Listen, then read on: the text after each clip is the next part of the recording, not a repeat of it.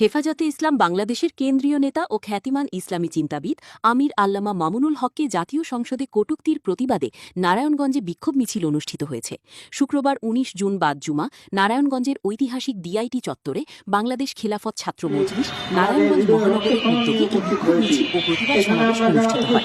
সমাবেশে বক্তারা বলেন, দেশের শীর্ষস্থানীয় আলেমদের বিরুদ্ধে কটূক্তি ও অবমাননাকর বক্তব্য ধর্মপ্রাণ মুসলমানদের হৃদয়ে আঘাত হানে।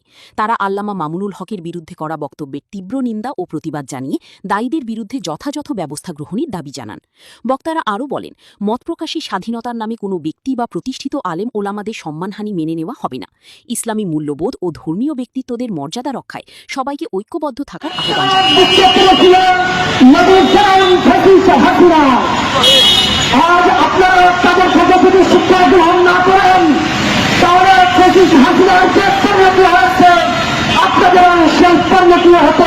সময় লাগবে না।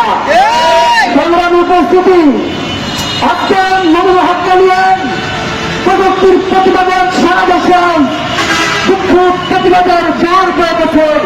তা আপনারা এখানে যদি বুঝতে না পারেন, তাহলে ভবিষ্যতে এর চেয়ে ভয়াবহ আন্দোলন শুরু হবে।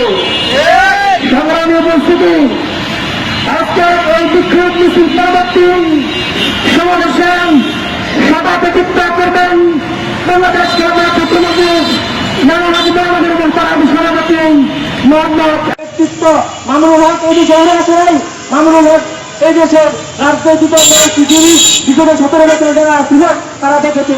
আপনারা বিগত 17 বছরের সিস্টেম বুঝেই এই 24 পরবর্তী সময় রাজনীতি করতে আসবেন। পরিশেষে সকলকে ধন্যবাদ।